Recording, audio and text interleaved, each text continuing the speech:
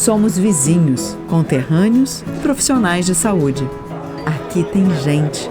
Aqui tem vida. Aqui tem Unimed. E se o melhor para você também for melhor para todos? Existe alternativa.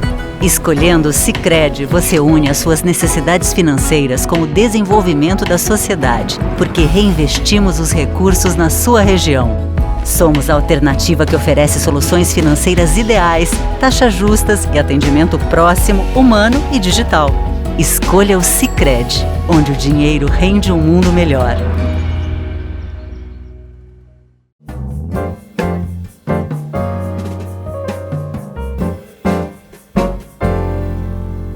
Nossa saudação a todos. Começa mais uma edição do painel. Estamos aqui na TV Erechim, nos aproximando aí do inverno, enfim, né? O outono já está praticamente se despedindo. Mas eu me lembro muito bem que no ano passado, nesse período aí, nós já estávamos sob um frio bem mais intenso do que a gente tem experimentado nos últimos dias aí, né? Há uma variação de temperaturas mais baixas, com temperaturas um tanto quanto não altas, mas, enfim, não tanto de inverno, até porque o inverno não começou, mas eu me lembro muito bem que no outono do ano passado já fazia frio. E para taxar de inverno mesmo, o inverno do ano passado foi longo e frio, né? Bom, nós vamos fazer um programa tanto quanto mais descontraído hoje aqui, por quanto podemos contar com a presença do nosso sempre bem-vindo Dr. Mozart Lago, odontólogo, e também a presença sempre agradável do Sr. Giorgio Corradi, que é um empresário aposentado, né? Tem toda a sua vida ligada a Erechim, como o próprio Mozart, a quem eu agradeço por deixarem suas atividades, enfim, né? E poderem estar aqui e a gente poder conversar. Dr. Mozart, tudo bem? Bom dia, muito obrigado. Com essa memória cultural da cidade, espero ajudar a passar esse programa aí, respondendo alguma coisa do Jorge. Ok. Dr. Giorgio, muito obrigado por estar aqui. Eu que agradeço o convite mais uma vez, porque efetivamente, não sei se devo cumprimentar nosso caro apresentador pelo convite que me faz ou pelo atrevimento de fazê-lo, porque eu com 95 anos não é uma coisa muito comum. De qualquer forma, é um prazer estar aqui e apresento os meus cumprimentos a todos os telespectadores. Ok. Olha, eu acho que não é um atrevimento, absolutamente, né? Faço de muito bom grado e que bom que a gente possa contar com a presença lúcida, né? E não é num sentido pejorativo, é no sentido, assim, realmente honesto, né? Uma pessoa que sabe que está dentro do mundo, que sabe do que está acontecendo, enfim, né? Claro que se a gente juntar a idade, né, a gente vai dizer, pô, com 95 anos, mas que, vamos puxar para o lado mais cristão da coisa, né? Que bênção, que bom que possamos ter em Erechim pessoas assim com uma idade avançada para a média geral, né? Certamente o senhor não há de entender assim, né? Mas que bom a gente poder contar com gente assim, com essa idade, com essa cabeça aí.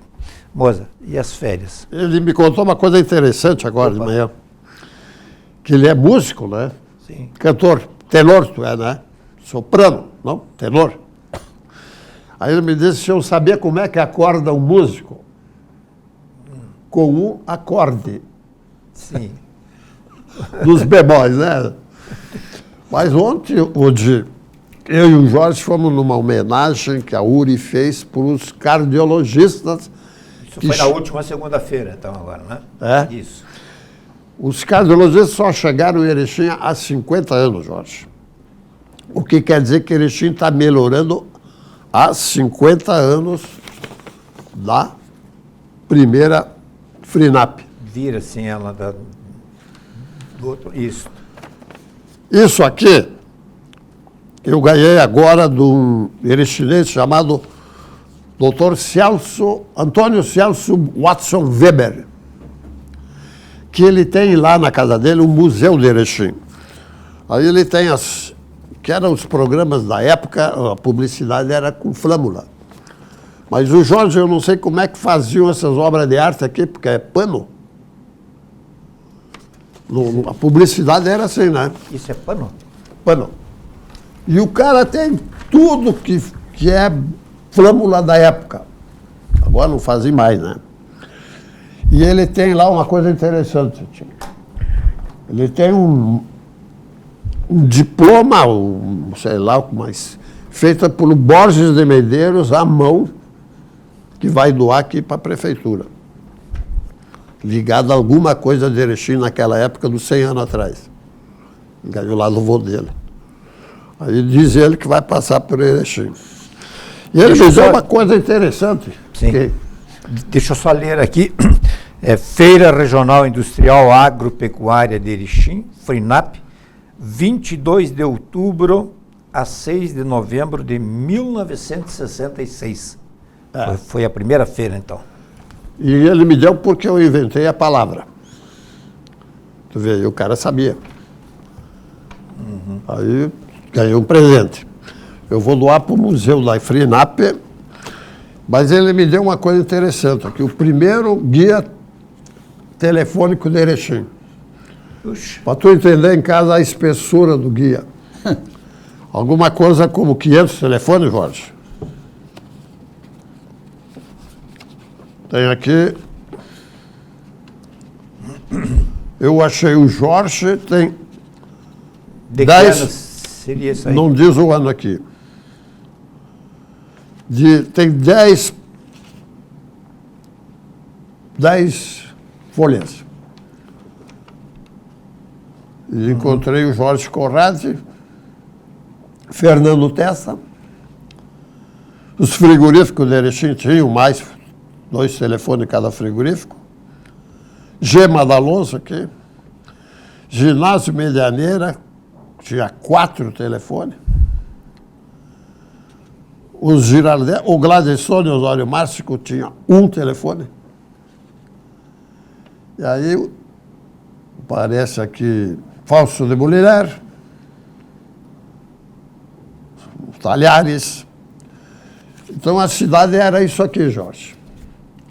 Isso aqui era a cidade. Também gostaria de dar uma olhada aí enquanto vocês... É uma preciosidade. Sem dúvida nenhuma, que barbaridade. E o pai dele que inventou o termo Colosso da Lagoa. Ah, o... Wilson Watson Weber. Mas eu sei... Num congresso médico que houve em Erechim, Ele fez o discurso. houve uma recepção dos erichinenses, enfim, da cidade. Houve uma recepção aos médicos, que vieram de fora, é claro, né? E houve daí um almoço de confraternização lá nas dependências do Colosso da construção do estádio, né? E ali, né, porque a ideia era se colocar um outro nome, e até parece que oficialmente ele tem um outro nome, aí o Ipiranga, não sei se reconheceu aí o nome, ou foi retirado, enfim, né? era o nome de um general, enfim, eu ouvi falar dessa Por aí. né? É ou não é? Por aí. Mas enfim, assim como o Beira-Rio, né? Lá na recepção, falando em nome do clube, o Dr. Wilson Watson Weber, que era um advogado, né? Excelente orador.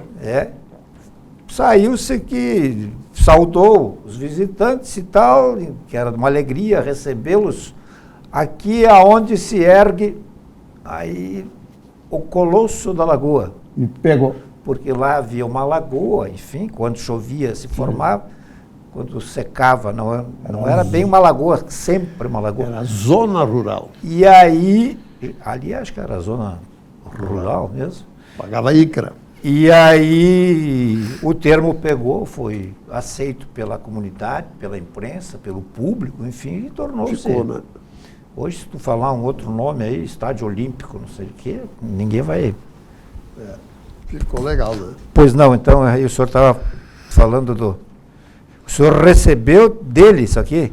Recebi, mas ele tem lá um museu muito interessante. O que Erechim precisa é um local para botar essas coisas, Jorge. Paróquia São José. Telefone 2040. Não vão ligar porque esse telefone não existe mais. Mas que beleza. Mas o Jorge, o que a sociedade queria é ter o nome na lista do telefone, né? Que era uma maneira de ter status em Erechim. Mas Porque era caro também, né? Eu vou emendar um pouquinho do assunto telefone. Como eu sempre sou das velharias, essa lista que o Mozart apresentou agora é a primeira municipal quando a prefeitura iniciou a telefonia em Erechim. Antes disso, tinha uma central telefônica da CRT com 50 telefones. 50? 50. O telefone número 1 era da prefeitura, o número 2 da aviação férrea, que era o local mais requisitado da época. A firma dos meus pais e tios se chamava Corrado e Companhia. O nosso telefone era o número 28. A gente funcionava operando umas caixinhas de madeira com uma manivela. Nós chamávamos o centro e a moça que dirigia o centro nos dava o número. Eu quero falar com o 1, era com a prefeitura. Quero falar com a 2, quero falar com a aviação férrea. É assim que funcionava. Aí, quando a CRT encerrou as atividades desses 50 telefones, a prefeitura formou a primeira telefônica, que era localizada no prédio hoje onde funciona a Câmara de Vereadores. Que aí cai nesse guia aqui, né? Cai nesse guia. Como usar o telefone? Aqui era isso Era aqui, automático aí, né? isso aqui era Automático, esse.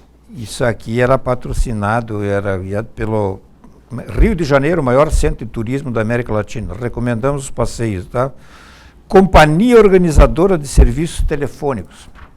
Então dizia o seguinte: certifique-se do número a chamar. Se não tiver certeza do número desejado, não faça tentativas inúteis. Consulte o guia telefônico, evitando assim perda de tempo e sobrecarregar desnecessariamente o serviço de informações. Uma Bíblia. Reduza o tempo de ocupação do telefone. Não prolongue inutilmente as conversações. Nem deixe que outros o façam do seu telefone. Os avisos de linha ocupada dificultam as chamadas para o seu telefone. Aqui tem uma boa. Atenda ao seu telefone dizendo o número deste ou o seu nome. Não use expressões como alô, pronto, quem fala, etc., que não identificam o telefone e só retardam a conversação. Muito bom. O esquecimento do fone fora do gancho, seu Mozart, de qualquer telefone de uma linha prejudica o funcionamento da mesma. Né? Tudo isso era para... não peça a sessão de informações números que constam deste guia. Consulte o guia antes. Olha o tamanho do guia. O tamanho Só do guia. 50 anos, Jorge. Aí os cardiologistas chegaram nessa época. E eles não tinham aparelhos para ver aí os... Posso dar mais um toquezinho no assunto telefone? Claro. O problema é o seguinte. Esse guia foi o primeiro. a prefeitura emitiu um segundo com 1000 telefones. Esse tinha 500. E operou vários anos.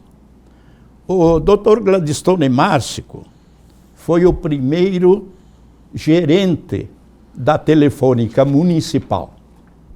Aí tem uma piada interessante sobre o assunto. O Gladstone abordou num livrinho dele, fazendo uma gozação do prefeito e vice. O prefeito, na época, era o Mandelli. Estava no poder o Pedro Zafari, que era o vice-prefeito. Então, o Gladstone criou a seguinte frase de gozação. Diz assim: o assunto telefone chegou à mão do prefeito porque estava, na época, muito em moda a discussão de como se escreveria a palavra Erechim. Né? Se era com cedilha ou com X. Cedilha não, com C ou com X. Com CH.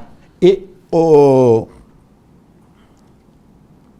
a celeuma foi grande e chegou às mãos do prefeito. Então o prefeito deu o seu parecer. Olha, eu não sei por que, diz o prefeito, não sei por que tanta discussão por causa do C ou X. Eu vou continuar escrevendo como sempre escrevi, com 2 S. Resolvido, né? Isto custou o emprego do Gladstone na Telefônica. Que ele botou isso aí na história do livro? Está no livro do Gladstone. Aqui o senhor Giorgio Corradi tinha telefone aqui, ó, Corradi e Companhia. Corradi e Companhia. Era a nossa madeireira antiga, que foi fundada pelo meu pai e meus tios em 1935. E Corradi e João. Era a farmácia. O que chamou atenção aqui era a grande parte do... Alguns nomes começam com o sobrenome, com os guias mais atuais aí, que a gente tinha e hoje praticamente não se usa mais. E aqui vários nomes eles começam com... Primeiro nome. Com o primeiro nome. Né? Vamos pegar aqui. Carlos Kivico. Médico. Carlos Palhosa. Né? Leopoldo Felauer. Começava com esses nomes aí. Essa do início do segundo, do sobrenome, é um hábito europeu, porque o europeu, por exemplo, citando o meu nome, não diz Giorgio Corradi, está escrito na certidão Corradi Giorgio. Eles registram primeiro o sobrenome. Sim. Eu não sei se nos Estados Unidos é assim também ou não? Não sei também. E na Europa hoje em dia é assim ainda, não? É que o celular, na Europa é. O celular mudou demais, né? Tudo. Bom, aí já é outro papo, aí já... Mas isso o senhor percebeu quando isso aí, esse presente? Agora passei por Porto Alegre e o pessoal do Café de Erechim, fomos jantar na casa do Weber.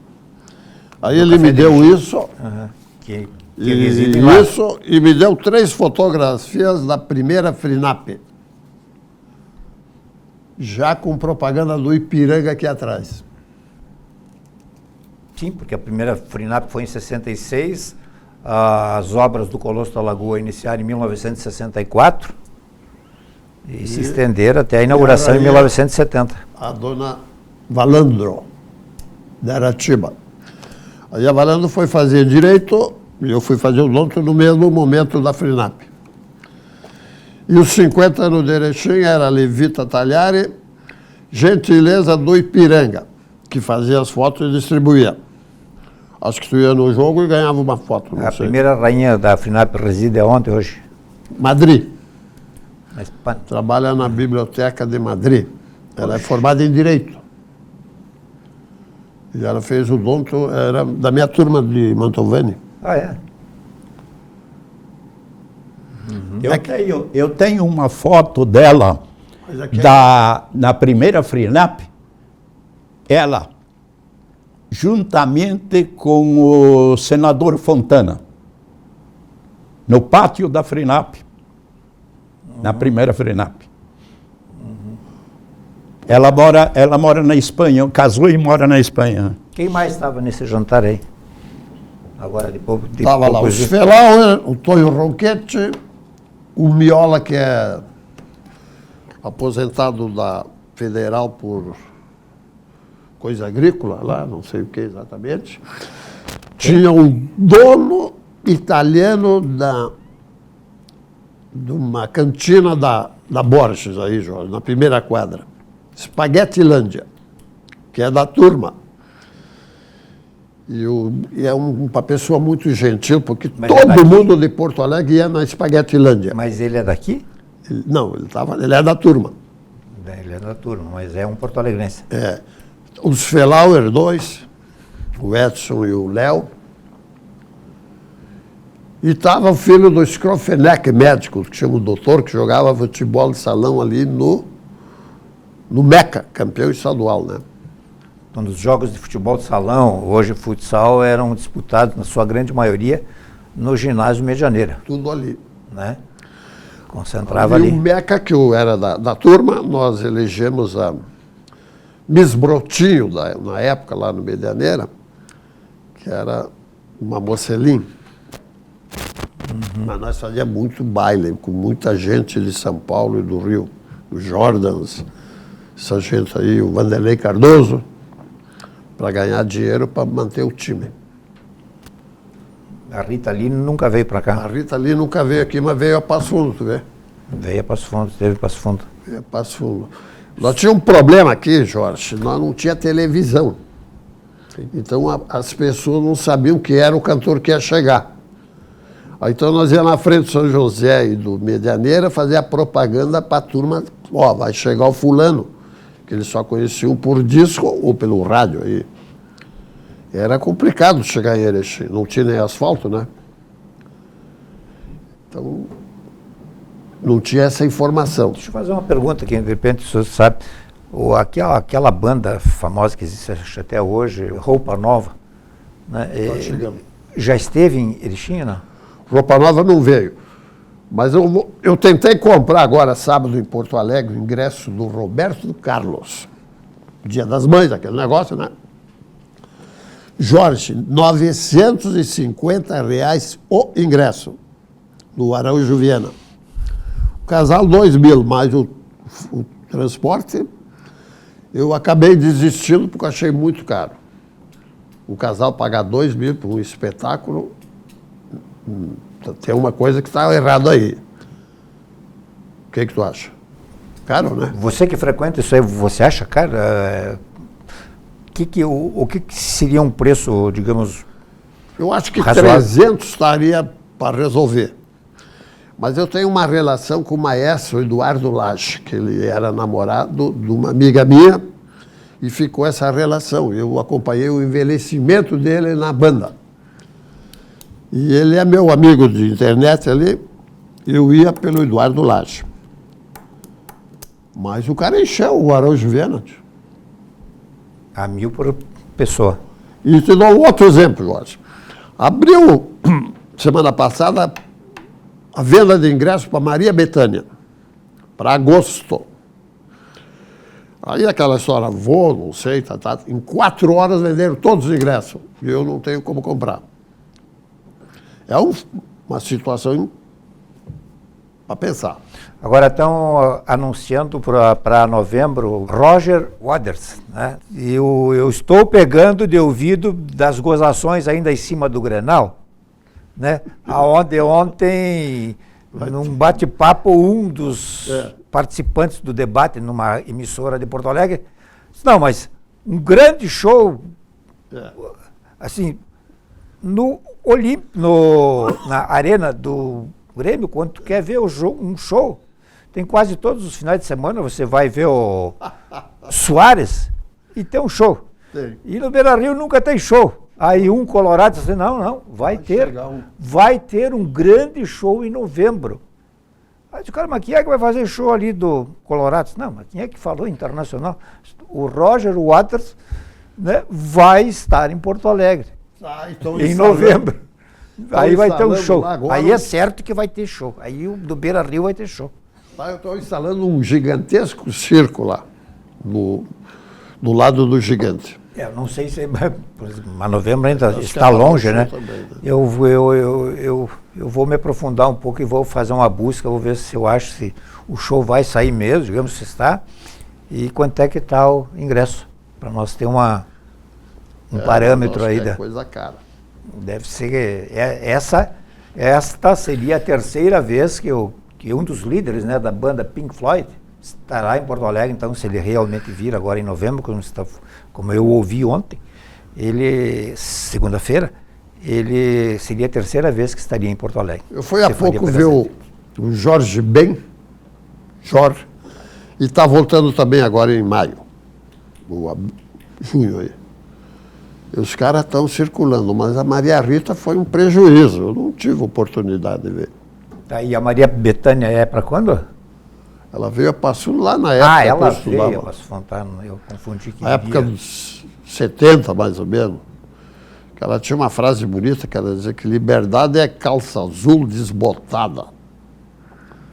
Falava isso, né? Por aí.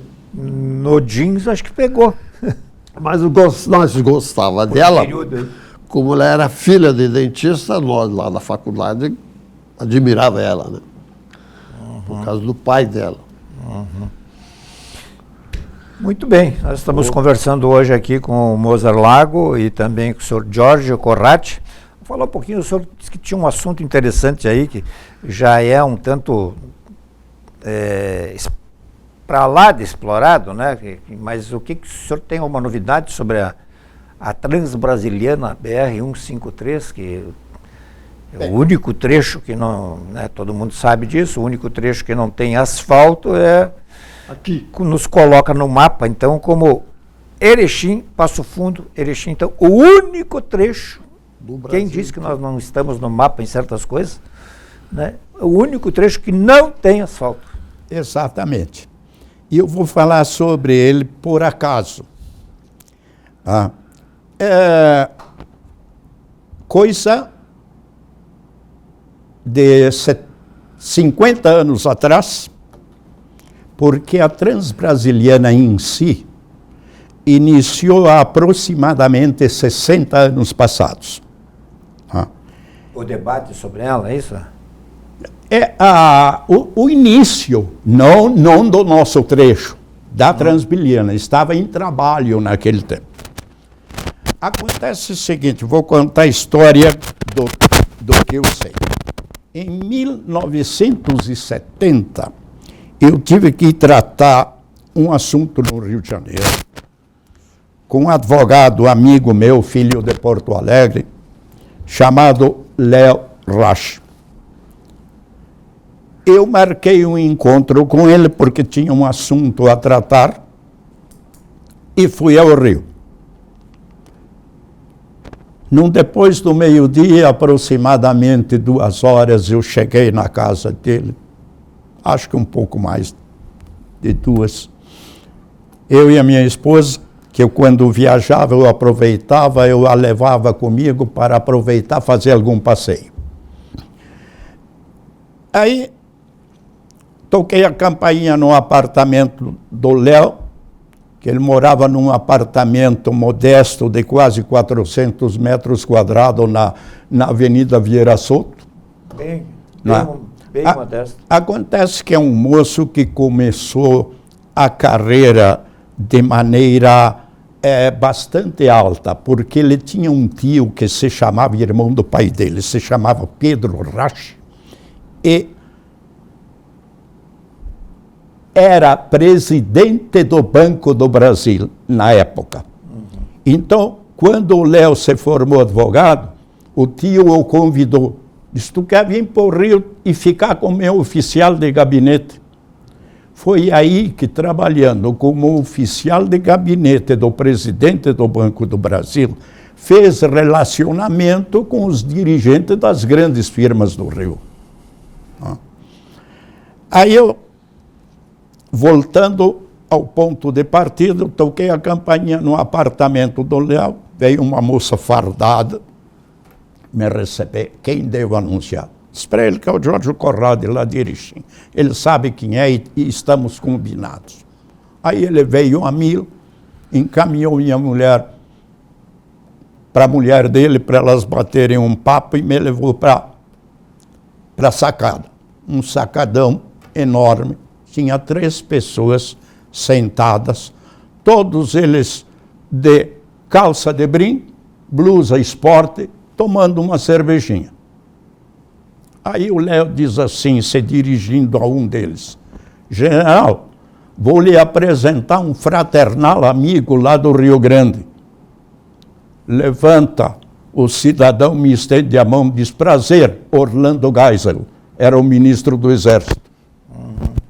Aí o que estava ao lado, o general Naum, não lembro o sobrenome, um terceiro coronel, não sei o que.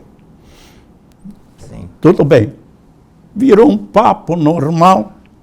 Daí a pouquinho, o Geisel diz assim: Corrado, me diz uma coisa, tu é da onde? Digo, eu sou de Erechim. Pô, como é que vai aquela gente boa?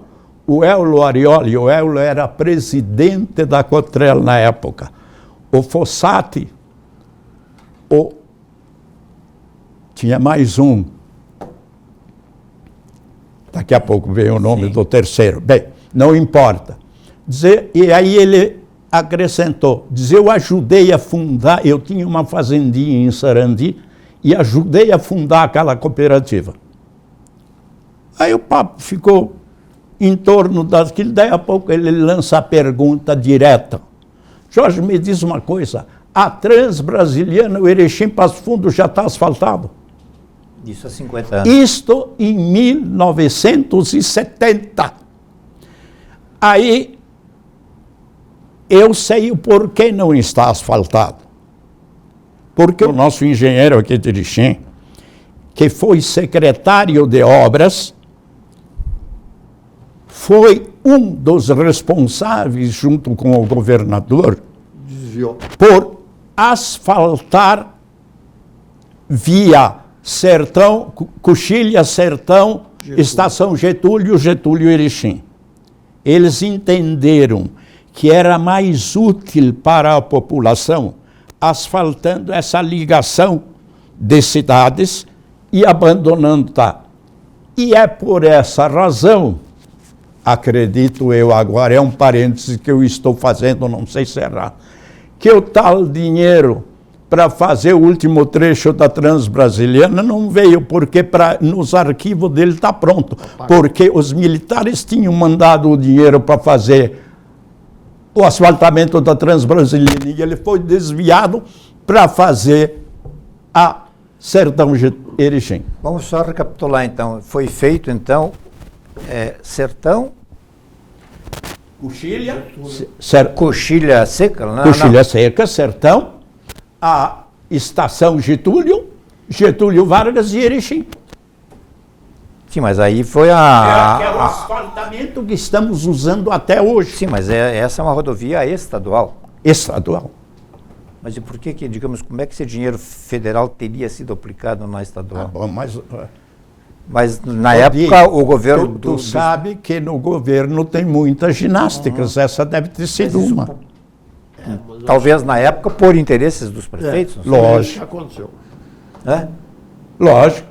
Não houve, vamos deixar bem claro aqui que não houve desvio. Não, foi uma utilização em outra localidade. Uma aplicação dos recursos na outra. A verdade é o seguinte, para nós que moramos aqui, essa estrada nos tem sido útil durante todo. O general lhe passou. Lógico. Essa informação o senhor não... Essa é a historinha que de eu repente, sei na cabeça... sobre esse trecho. E isso aqui de Erechim, acho que eu sou o único que sabe, porque por acaso tive a oportunidade de me ser dito isso pelo general Geisel, que era o ministro do Exército na época. Mas essa é uma informação que eu acho Teve um debate que a Associação dos Municípios do Alto Uruguai, inclusive entidades ali de Passo Fundo, deveriam ter essa informação, ou ir atrás, né? Se é que já não tem. Nunca ouvi falar de ninguém. Nem eu ouvi falar, embora, isso. apesar de ter feito Mas já... teve um debate ali que lá em Getúlio tinha Serra Malta e 3 grandes curtumes. Sim. Não, era. Sim. E já era. E a agricultura Já de era uma coxilha. estrada por nós movimentada. Todo mundo usava esse trajeto para ir a Passo Fundo.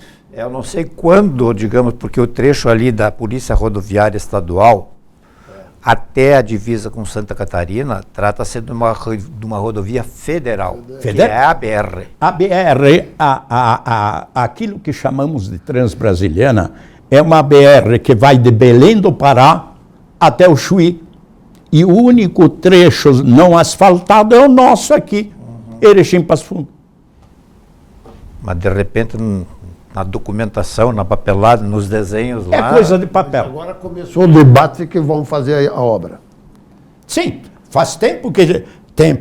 Faz um bom Já período vão agora que está sendo cutucado o assunto, né? Tem até um Agora, poço eu já. não me lembro se naquela época, aqui o trecho da Polícia Rodoviária até Passo Fundo, aonde tem o asfalto, se já era uma RS ou era ainda uma BR, não sei. Acho que era BR. Era tudo BR esse trecho. É. Acho, não tenho certeza Aí que absoluta, tava- mas acho que Sim, mas e o que seria então a Transbrasiliana? Acho que seria a extensão da BR. é a extensão da... É um trecho Mas da era- BR que ficou sem asfalto. Sim, mas eu digo, daqui, do início da Transbrasiliana em Erechim, a Passo Fundo, indo por Getúlio, hoje é uma RS, só se na época seria uma BR. Era BR. Quer dizer, a ideia básica foi fazer uma ligação de Belém ao Chuí. Ou Chuí a Belém. Jorge tem que sair da aldeia para olhar o vale. Eu frequento Vacaria, de Getúlio a Tapejara, a Ieda fez 10 quilômetros. E a Ieda já faz os 4 governos que saiu. Agora o Leite começou a obra, já fez 4 quilômetros, dos 10 que faltam. No fim do ano ele entrega a obra. Não é política, eu estou falando, é um local que eu uso. Isso baixa para mim chegar em Vacaria 40 quilômetros. Entendeu? Para mim chegar na praia eu baixo a 40. Itapejara é uma zona muito rica de agricultura e fábricas de diaba 4 lá. Agora, você veja bem, são duas coisas distintas. Lideranças. A Transbrasiliana era um trabalho federal. E todas essas outras são estaduais. E essas estaduais, como foi Erechim, São Valentim, foram coisas que sempre foram feitas a prestações, né? Um trechinho hoje, outro daqui a alguns anos e assim. Vamos fazer um intervalo e o único intervalo do programa de hoje, já voltamos. Somos vizinhos, conterrâneos, profissionais de saúde. Aqui tem gente, aqui tem vida, aqui tem Unimed. E se o melhor para você também for melhor para todos? Existe alternativa.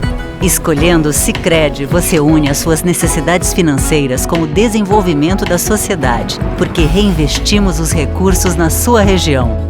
Somos a alternativa que oferece soluções financeiras ideais, taxas justas e atendimento próximo, humano e digital. Escolha o Sicredi, onde o dinheiro rende um mundo melhor.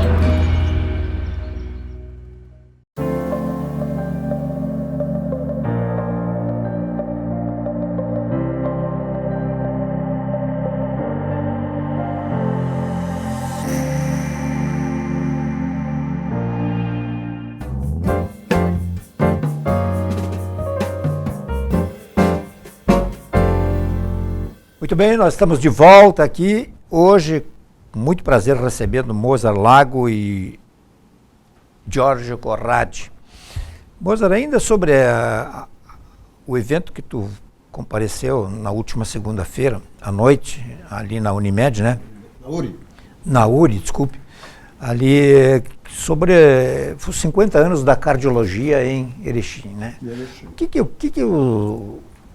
O que os médicos contaram lá de curiosidade, em termos assim, como é que era feito antes, problema de coração era resolvido por aqui mesmo ou era mandado para Passo Fundo, Santa Maria, Porto Alegre? Porto Alegre.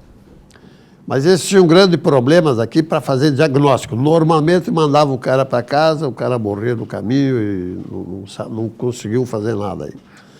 Aí esses jovens médicos ainda, o Capuani mora hoje em Londres e trabalha em Lisboa. E veio de Londres para a cerimônia até. Qual é Capuani? Mauro Capuani, né? Mauro. Eu encontrei ele justamente na segunda-feira, num almoço aí, num lugar onde ele foi almoçar e casualmente eu também fui, num restaurante da cidade aí, né? E ele me disse que estaria morando em Balneário. Na verdade, ele tem endereço em Balneário, mas ele mora em Londres e trabalha como perito em Lisboa. E eu achei ele de boa aparência, muito bem, o Milton Serpa bem. Acho, Mozart, que isso ele já fez. Ele está mais tempo em Camboriú atualmente. Eu não sei, Jorge, porque ele tem 2 filhos em Londres. Então, e funcionou o seguinte, Jorge. Sentado bem retinho. Quando morreu o Ivan Salomone, a medicina daqui era muito fechada para a gente de Erechim. Não deixava entrar ninguém. Foram lá e trouxeram o doutor Serpa. Foram lá onde? Porto Alegre, buscar o cara para ficar no lugar do Ivan Salomone. E o Ivan morreu muito cedo, né, Jorge? Caiu o avião, né? Ele e o irmão morreram em um acidente de avião Camboriú, né? próximo a Camboriú. E aí o Célio Fall, também desse grupinho. Veio depois, né? Veio aí. Mas o Célio é filho de Erechim. Filho de Erechim. Aí cada um falou uma hora sobre a profissão e as dificuldades da época, que era não ter aparelhos. Por exemplo, o eletro não tinha. Engraçado. Hoje eles têm um aparelho que tu bota ali e vai para casa, o marca-passo, e cai na internet, que lá na Índia faz avaliação todo dia. Exato. Então eles têm muita coisa boa agora. Mas os hospitais... Em Erechim, isso, hoje. Faz isso aí, bota o marca-passo aqui na pele e ele manda informação para a internet da Índia. Fazendo uma referência ao Ivan, eu vou voltar 1974.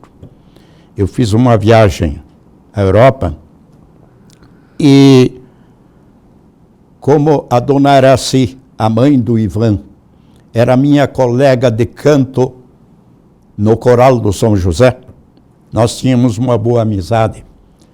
E quando ela soube que eu iria para Portugal, ela me disse: tu me faz favor, tu me leva um pacotinho para o Ivan, que ele está fazendo faculdade lá. Aí eu fui, levei o pacote, entrei em contato com o Ivan, né? Ele veio no hotel buscar o pacotinho e me fez um convite. Isso na cadeia. Né? Diz: o que tu vai fazer? Essa semana tu vai ficar em Portugal? Vou ficar a semana toda. Diz: então, sábado, eu vou no cassino de Estoril, tu é meu convidado, vai comigo. E aí que eu conheci o cassino de Estoril, que estava fora da minha programação, eu fui com o Ivan. Que é uns 50 quilômetros de Lisboa, né? E aí o Ivan, quando voltou para cá formado, trouxe para a mãe dele um micro-ondas. E nós não sabíamos o que era micro-ondas em Erechim. Não tinha, né? A mulherada da cidade ia na porta da mãe dele, do meu lado ali onde eu moro, para ver o aparelho. Como é que era? Como é que podia funcionar um aparelho daquele? Em que ano isso? Mais ou menos. Mais ou menos 70. Nossa. Uns 2 anos depois que eu me formei. Que ele era da minha turma aí. Jogava muito bem futebol, cara. Era um excelente jogador de futebol. Por 70 anos. Um micro-ondas. Mas ninguém conhecia, tio. O Jorge. Eu já contei uma vez que eu vi a Copa do Mundo de 70 Como é que tu viu? na vizinha, na nossa vizinha, que era do sobrenome Rodrigues. Né? Eles tinham uma televisão e ali se formou uma pequena arquibancada na sala deles. Porque não fomos só nós, os vizinhos ali, veio outros. Todo mundo ia lá. Tu vê, Jorge, o primeiro rádio portátil foi o comandante da Varig, que descia aqui em Erechim, que trouxe para a namorada, que era a rainha do carnaval. Sobrenome Carmen de Oliveira, do Atlântico. E o pai dela veio instalar aí no Chico Pinto as câmaras frigoríficas. Eles eram lá da mesma, coisa assim, né? E aí o namorado descia vestido de comandante, roupa branca, e trouxe um rádio portátil. O probleminha, todas as 3 vendas ia na casa da mãe da Carmen para ver o rádio falar sem ligar na luz. Sei. Incrível, né? Aí o Chico Pinto ia para São Paulo, trazia para os amigos. Não é uma coisa incrível? Só tem 60 anos. Então nós melhoramos de 60 anos para cá, Jorge. Automóvel, por exemplo. Os primeiros rádio portáteis que apareceram aqui eram japoneses, né? Japoneses. E ali, Jorge, tu viveu essa época de charme. E tinha o cinema de rua, né? E houve uma época, a partir disso que tu falaste, que o rádio portátil tinha virado a ser um objeto de uso como é o celular hoje, né? Todo mundo tinha um radinho. Tinha um rádio. Como é que podia trabalhar, né? Mas eu me lembro assim, quando criança, né? Meu pai tinha... Se tornou quase que uma febre, assim, de ter 2, 3 rádios em casa. Sei. Rádio à luz era obrigatório, acho que todo mundo passou a ter quando estourou mesmo, né? A luz. Meu pai tinha o rádio sempre. Sempre. Né? Alemão. E depois veio o rádio Saturno. Saturno. Saturno era daqui, né? Erechim. Bom, né? Até hoje eu tenho um rádio Saturno encapsulado, digamos assim, com um tecido, uma espécie de tecido vermelho. Mas é quase uma maleta. Saturno, Jorge. Ali na Feira do Esponqueado. A fábrica. Veja, em 1935, nós viemos da Itália e fomos morar em Erval Grande. Meu pai dirigia uma serraria. 35. Meu pai dirigia uma serraria lá em Erval. Justamente eu vou ir ao rádio. Foi aonde eu aprendi a ouvir música. Nós ligávamos quase que exclusivamente às rádios argentinas, Chegava aqui, né? a Belgrano. E R1 não é R2, era R3. nós tínhamos um rádio acionado com bateria de caminhão. E como é que teu pai tocava as máquinas lá para cortar madeira? Hein? Não, a locomóvel. Com lenha? Com lenha. Todas as serrarias que se instalaram em toda a região aqui, não tinha outro meio de locomoção a não ser o locomóvel, que em pequeno era uma cópia dos locomóveis que rebocavam os trens. Eu estou lendo aqui no livro do... O que tu achou aí? No livro do Osney de Lima, Nauri Chaparini, Alcides Mondelli Stumpf e João Francisco Campelo Dil, a inauguração da Rádio Erechim, e aí a história do Boleslau Skorupski. Eu lembro bem. Né? Ele atendia o interior vendendo rádios que ele mesmo adaptara, fazendo instalações elétricas de todos os tipos. A mais apreciada nas comunidades, sem dúvida, era a instalação de alto-falantes. Era a famosa voz do poste, pelo qual eram anunciados, os anúncios eram veiculados. músicas eram oferecidas e muitos romances começaram ali. Pela voz do poste. Interessante. Isso a partir de 1949. Em 49 abriu uma casa de comércio do ramo material elétrico, oficina de conserto de rádios e bobinas de motores, nos altos da Rua Itália. Exatamente. Mais o Capô de Madrid. Depois passou a trabalhar com pilhas, baterias e todo tipo de adaptação para aparelhos de rádio. Legal, né? Que coisa, que coisa. Vou fazer uma pergunta aqui que já me... Eu não sei se o senhor está lembrado, não? O Ipiranga ele chegou a ter um outro campo de futebol, não vou chamar nem de estádio, antes do Estádio da Montanha? Da montanha? Na área residencial nobre da cidade, que é Rua Polônia, né? Rua Polônia. No alto da avenida. É. Ali era o campo original do Ipiranga. Tá, mas antes desse aí, teve um outro? Que eu saiba, não. Quando eu era menino, já existia esse aí. Lá onde é o Hospital Santa Terezinha, o Ipiranga não teve um campo lá? Que eu saiba, não. Que o senhor sabe, não. Não, porque também não vi, não sei se eu sonhei isso ou vi. Veja, eu tinha 7 anos, já existia esse campo ali em cima, no alto do Ipiranga, que chama até hoje. O clube na Rua Alemanha. O clube na Rua Alemanha era um casarão de madeira, né, onde tinha jogo bilhar no térreo, tinha uma recepção, um barzinho, tá, e o salão de baile no andar de cima. Mas o Ipiranga não teve uma sede, 2 sedes que queimaram? Uma queimou, que eu me lembro ali na Rua Alemanha. Uma que eu estou falando queimou. Né? Na Alemanha ali. Eles foram pro boliche. Né? Mas isso quando? Improvisado, No final dos anos 60? Por aí, na parte térrea desse galpão ali, desse pavilhão que tinha ali na Rua Alemanha, tinha cancha de boliche, tinha. Bocha e boliche.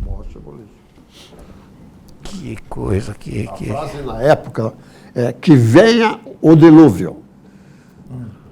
Porque toda a avenida pegou fogo, né, Jorge? Foi isso, ó. Até a tua madeireira. Não, nada a ver. Épocas totalmente diferentes. O grande incêndio na Avenida de Erechim e em frente da aviação férrea, isso foi tudo nos idos de 30, 31, por aí. E na avenida? Na avenida. A minha madeireira, em vez, queimou em 1961. Onde é que ela ficava? Nós tínhamos a madeireira, nós éramos dono de 1,5 quadras após onde hoje é o Econômico, que era o Madaloso. Logo adiante, nós tínhamos 1,5 quadras aí. Tem um colégio lá, nós tínhamos a madeireira e a... Lourdes, aliás, acho que é. Não sei, não sei. Não tem mais? Não, mas a escola ainda tem lá. Ô Jorge, eu passei por Passo Fundo. 1 minuto e meio. Dias atrás, e a Biodiesel, que é a maior do Brasil, comprou o colégio IE, anglicano. Está reformando todo e doou para a prefeitura o colégio, na avenida principal de Passo Fundo. E comprou também o ginásio Teixeirinha, gigantesco, da prefeitura. E doou metade para o Gaúcho, o resto para eventos tipo Frinap. Na época de 1940, quando eu fui para o Medianeira, os colégios famosos da região era o Medianeira aqui em Erechim, o São José e o IE de Passo Fundo. Internato, né? Já existia. Eu sei que a dona Maria Amorim Manioto, que reside no céu hoje, estudou muito tempo no Notre Dame. No Notre Dame, tinha o Passo Fundo. Colégio Feminino das Irmãs, no Notre Dame. Eu me lembro disso que ela contava Bonito muito. lá, né? Bom, muito obrigado mais uma vez ao Mozart Lago. Muito obrigado ao seu Giorgio Corradi. O objetivo aqui é distensionar um pouquinho esses tempos que nós vivemos aí e, por que não, nos enriquecermos em termos de história, né? Porque os dois viveram muitas coisas na cidade de Erechim que eu acho que a maioria do nosso público não teve a oportunidade de viver. Muito obrigado, seu Jorge, muito obrigado, grande Mozart. A todos aí de casa também, muito obrigado, uma boa noite e até a próxima.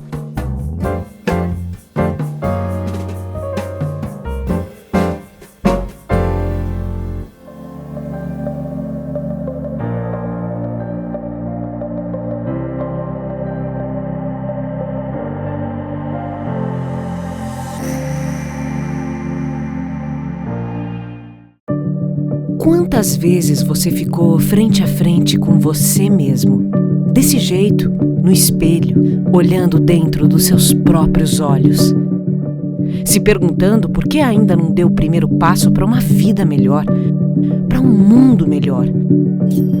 Por que você ainda não enfrentou aquele medo que nem o seu reflexo conhece? Já pensou na rotina que deseja tanto mudar?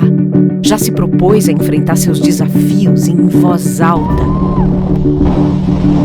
Já se encheu de coragem para tomar uma decisão como se estivesse incentivando alguém muito importante para você? Mudar um hábito é criar consciência e é o melhor conselho que você pode se dar. É o momento de pegar na sua própria mão e falar: vem comigo. Busque uma versão ainda melhor de si mesmo. Vamos juntos? Mude um hábito. Unimed. E se o melhor para você também for melhor para todos? Existe alternativa. Escolhendo o Sicredi, você une as suas necessidades financeiras com o desenvolvimento da sociedade, porque reinvestimos os recursos na sua região. Somos a alternativa que oferece soluções financeiras ideais, taxas justas e atendimento próximo, humano e digital. Escolha o Sicredi, onde o dinheiro rende um mundo melhor.